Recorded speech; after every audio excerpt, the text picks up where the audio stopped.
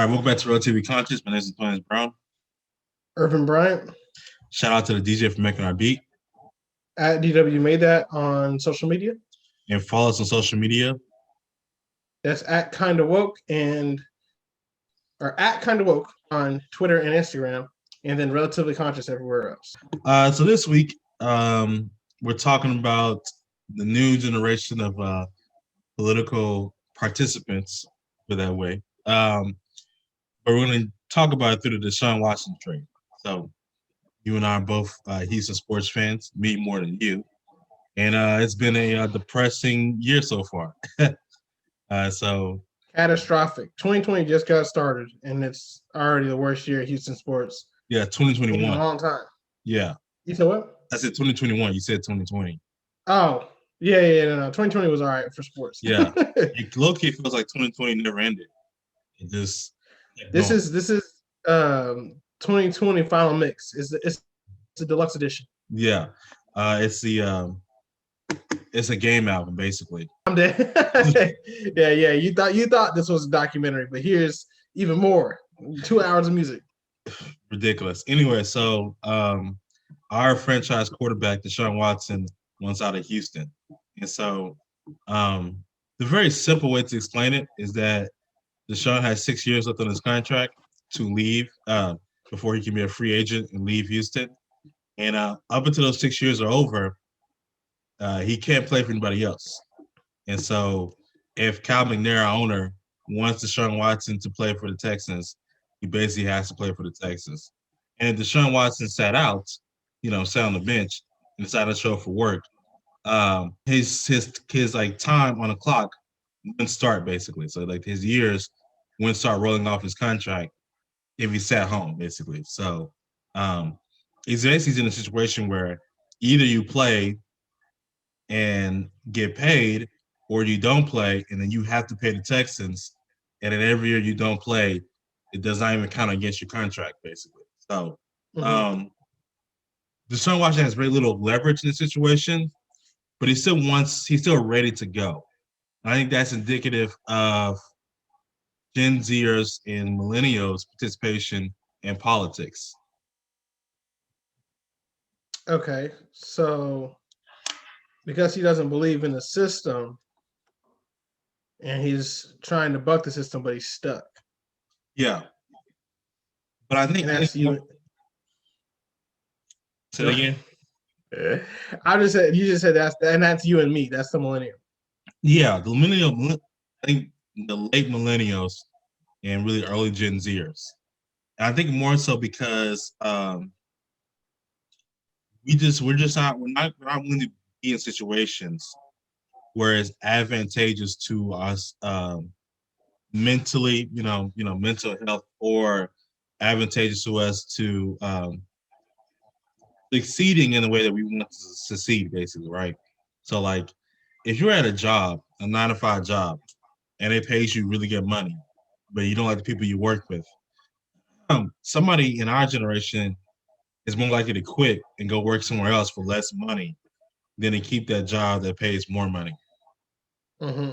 And that's completely different for like our parents' generation. Our parents' generation, you're just gonna work that job. Yeah, grit your teeth and get through it. What's it called? What did Homer Simpson say? Quit. Go to work every day and do it really half-assed. Yeah, and I think it's because there's one of the things that we have, this new generation has, is no institutional buy-in. Our generation doesn't see the U.S. Senate or the Supreme Court as an institution of like higher, to be put on a higher plane, So like we talk about the filibuster, right? The idea of getting rid of filibuster in the Senate. A lot of times people in the Senate used to say, that's how we always done it. Or, the Senate is the like greatest deliberating body of government in the world. They used to say that, about themselves. And older generations, you just take that at face value and be like, okay, there are some things you just can't change. This is an institution, that's how the way it's built. But our generation just is like, no, I'm not believing that BS. Their institution is just fragile. And I'm not gonna rest on your standing in society to believe that you are above reproach, and so how does that change politics? For someone who's for the Democratic Party, Republican Party, how does that change politics when you have a younger generation that has institutional buy-in? So yeah, what does this mean politically? So in order to understand the political buy-in, I think it's important to understand the philosophical trend that is popular among Gen Z and millennials, which is postmodernism, right? So where we take the question everything very seriously and take it very far.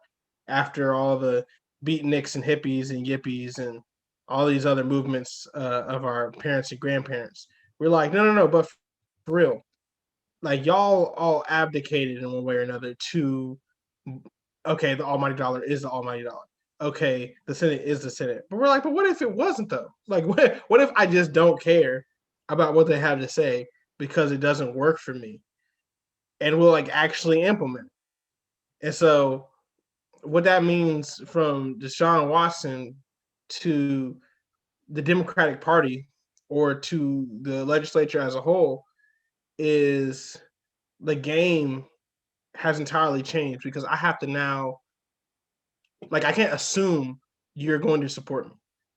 Your postmodern worldview removes yourself from the equation, lest you are sold. Like to buy in, you have to sell it to me now. It was just like, oh yeah, like public education, like you're just gonna pay the taxes. Yeah. It's not a matter of buying in. You're just gonna go. But it's like, no.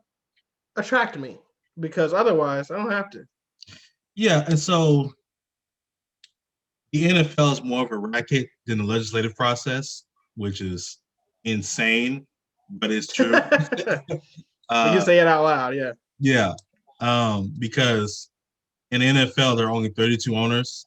Most of them are billionaires, like Kraft, macaroni and cheese.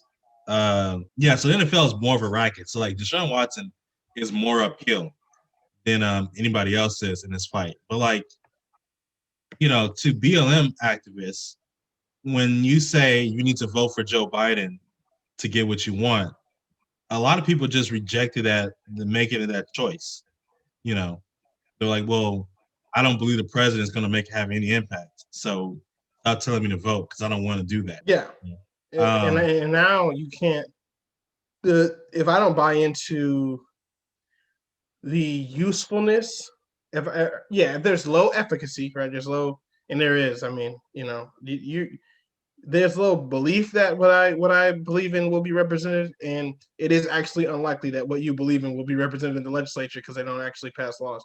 So if both of those things are true, then I really, there's low incentive for me to buy in. You're not selling me the process, and if you're not going to sell me the process, I'm not going to buy in. And like, what are you to do? Like, you already were doing nothing as a legislator, but like now you have the quandary of what to do. Just like, McNair is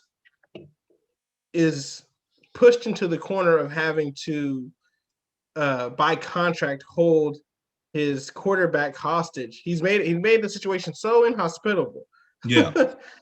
that his star player, who was, destined to at least bring some levels of success to the team, has to be held down to the team lest he leave, of his own volition.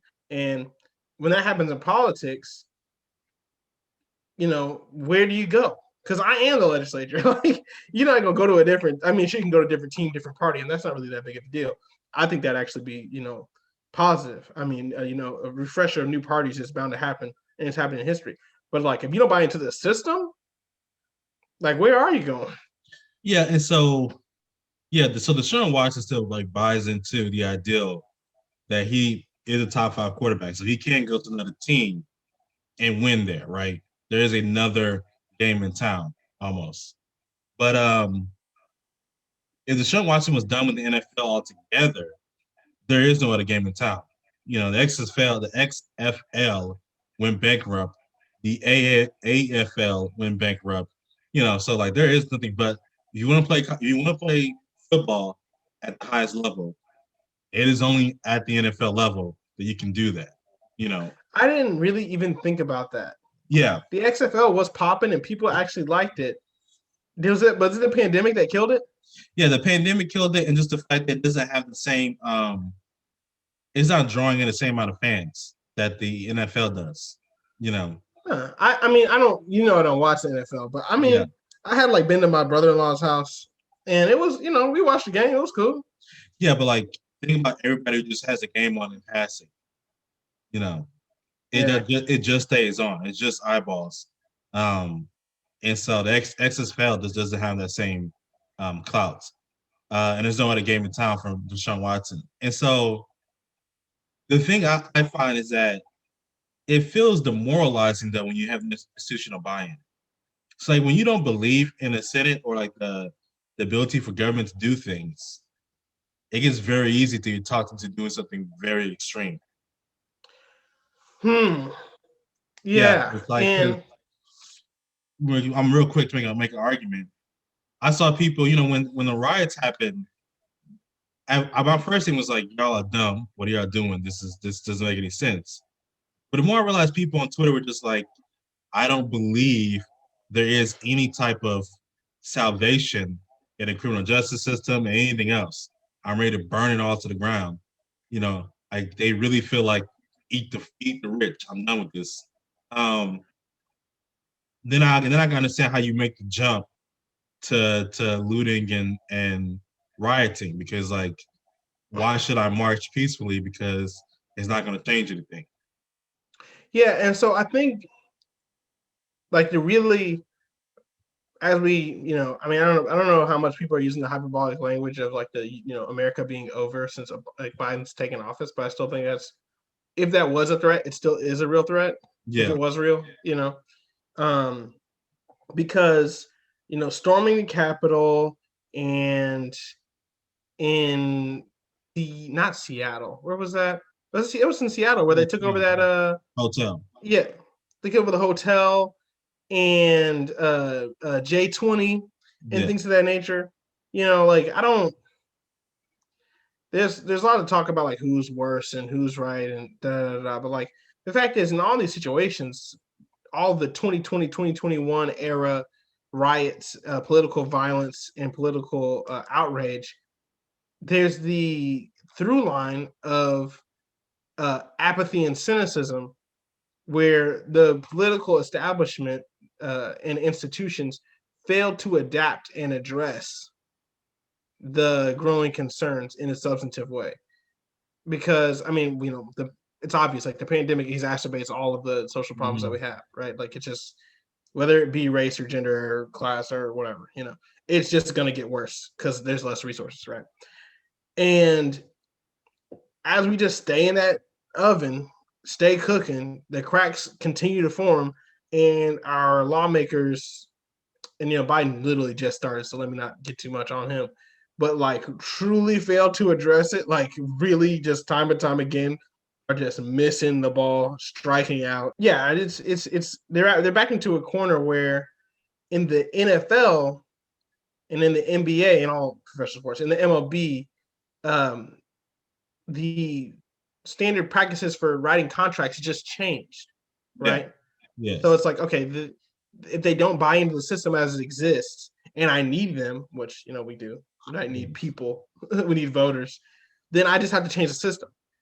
But as it is now, we do have advocates for changing systems, but they're definitely the outlier.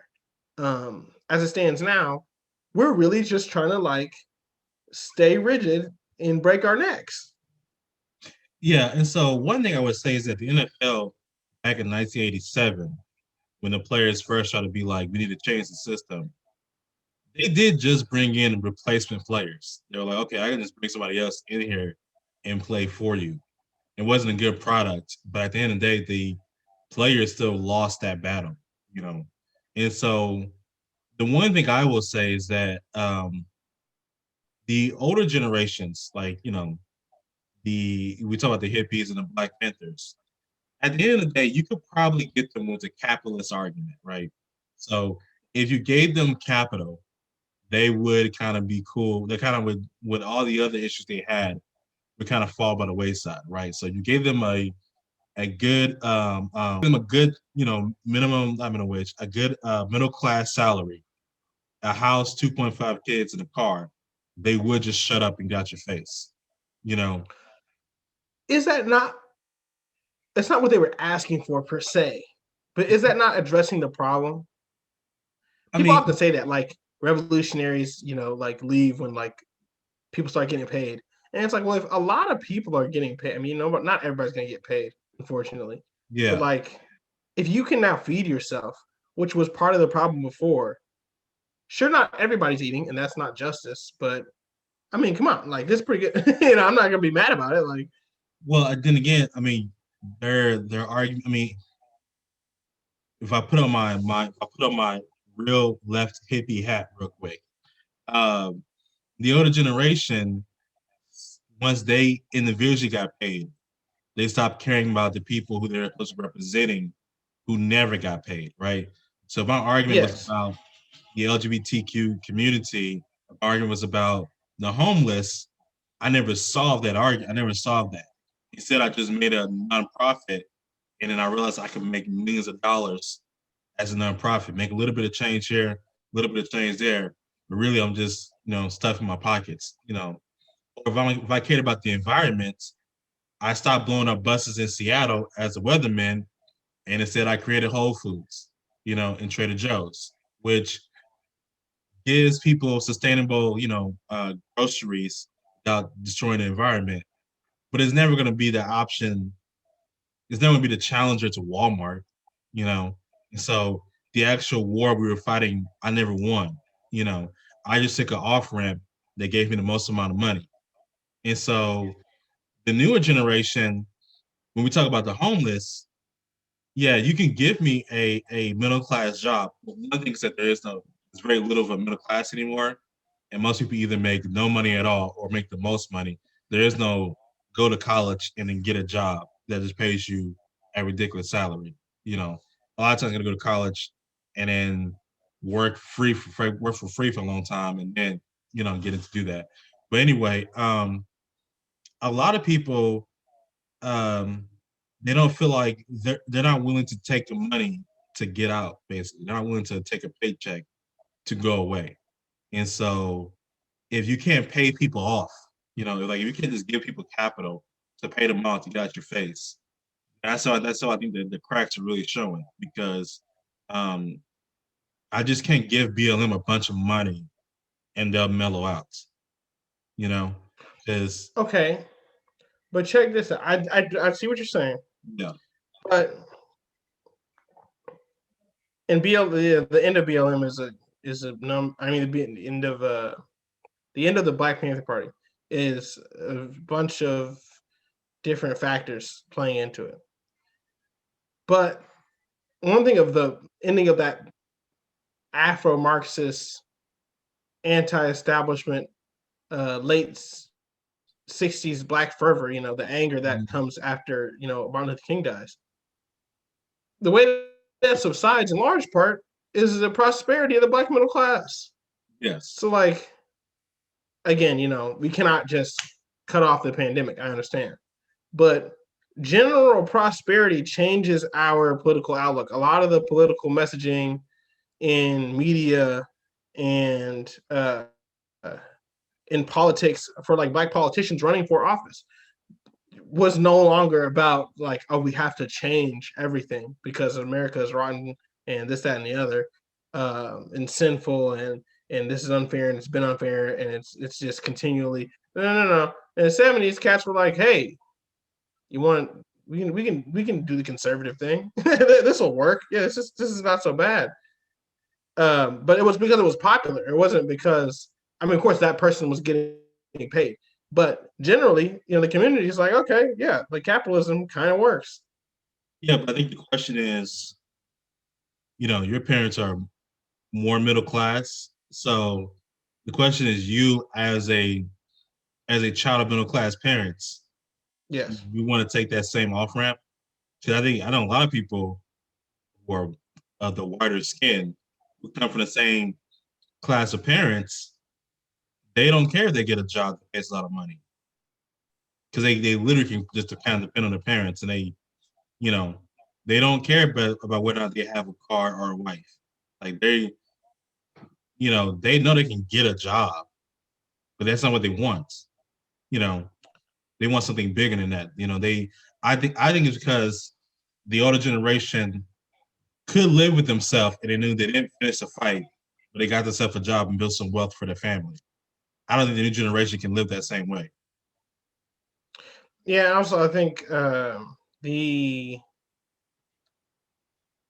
once one had like a part of the problem or the issue, not the problem. I don't think it's a problem, Yeah, but part of the issue with sports players, and this happens. You can see this throughout history. It's really interesting that those who are with the haves are often the main folks who are leading political thought, at least. Now, maybe not the movement itself, but leading political right, thought about changing existing systems. Like um, Siddhartha Gautama, the Buddha, right? right. Like he's a noble child. Like Yeah, he renounced all that and did his, 40 days, 40 nights in the wilderness and all that. But before that, he was rich.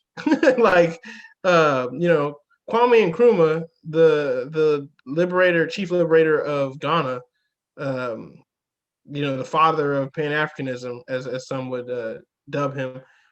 He went to study in the West. Like everybody else was just struggling, under the thumb of Britain, and he was like, "Let me go get this teaching, and I'll bring it back to the hood."